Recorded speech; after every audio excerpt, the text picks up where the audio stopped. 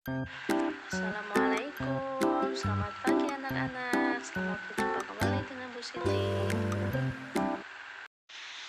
Pagi ini kita akan membahas tema 1, subtema 2, pembelajaran 5. Baik anak-anak, tujuan dari pembelajaran ini adalah siswa dapat mengidentifikasi organ gerak pada manusia, mengetahui otot-otot pada manusia. Kemudian siswa dapat menunjukkan ide pokok pada paragraf. Yang ketiga, siswa dapat menjelaskan cerita yang terdapat dalam sebuah gambar. Perhatikan anak-anak pada gambar berikut ini. Kira-kira Pak Bejo ini sudah tua tetapi masih kuat mencangkul. Tulang dan otot-otot tangannya masih kuat mengayun cangkul yang berat. Kakinya pun masih kukuh berdiri dan berjalan di lumpur yang sangat pekat. Dia pun melakukannya sebatas dengan kekuatan dan kemampuannya.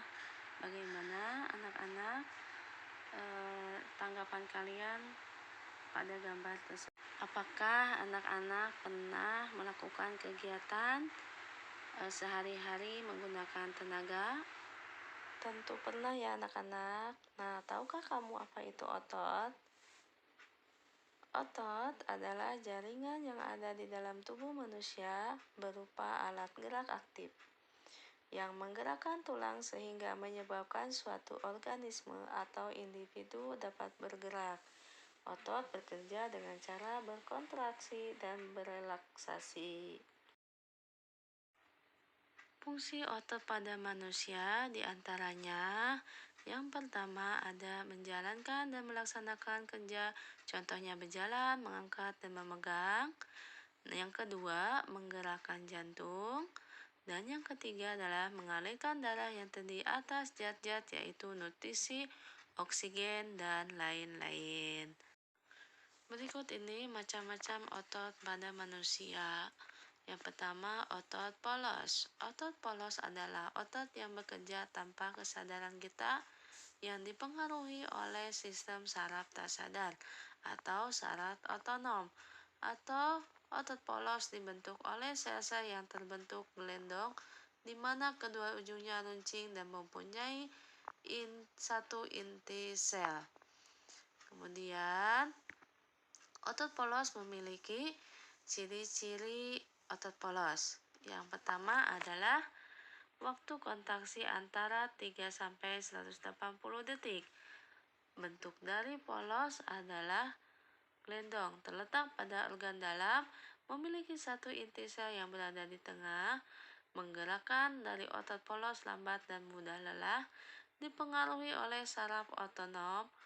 Otot polos biasanya berada pada bagian usus, saluran peredaran darah, dan otot di saluran kemih. Tidak diperintahkan oleh otak atau tidak dipengaruhi oleh otak. Berikutnya ada otot lurik. Otot lurik adalah otot yang menempel pada rangka tubuh manusia yang digunakan dalam pergerakan. Otot lurik adalah otot yang bekerja di bawah kesadaran. Otot lurik juga dinamakan otot rangka. Mengapa disebut otot rangka? Karena menempel pada rangka. Dinamakan otot lurik karena adanya sisi gelap dan terang yang berselang-seling. Otot lurik memiliki ciri, yaitu ciri-ciri otot lurik adalah yang pertama,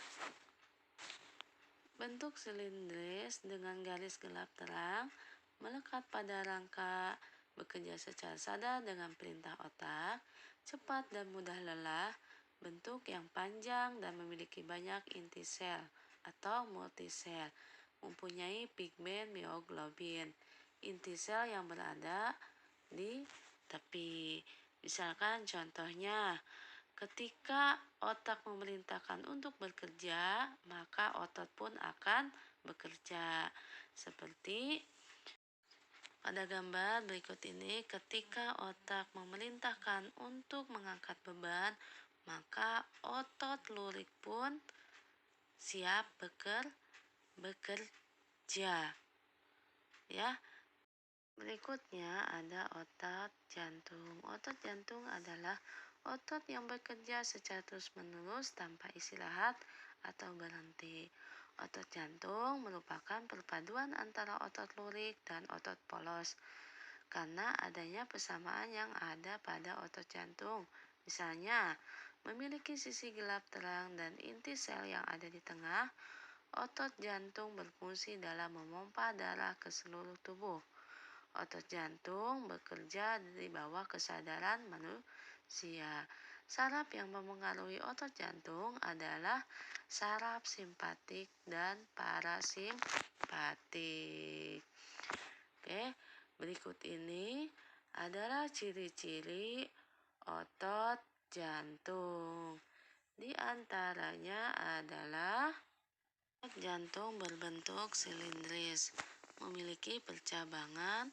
Ketiga, otot jantung terletak pada jantung, memiliki satu inti sel yang berada di tengah, kemudian bekerja tanpa kesadaran manusia.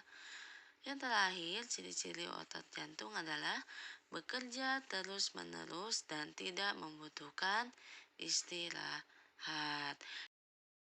Perhatikan anak-anak gambar berikut ini.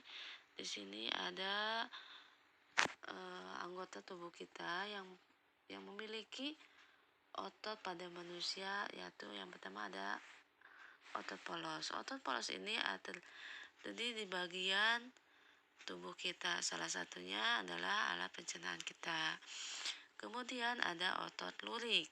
Otot lurik ini adalah terletak di bagian kerangka tubuh kita. Dan yang terakhir ada otot jantung, berada di bagian jantung tubuh kita. Nah, berikutnya adalah tantangan buat anak-anak, yaitu tunjukkan di mana letak otot-otot ini berada. Hubungkan dengan menggunakan garis.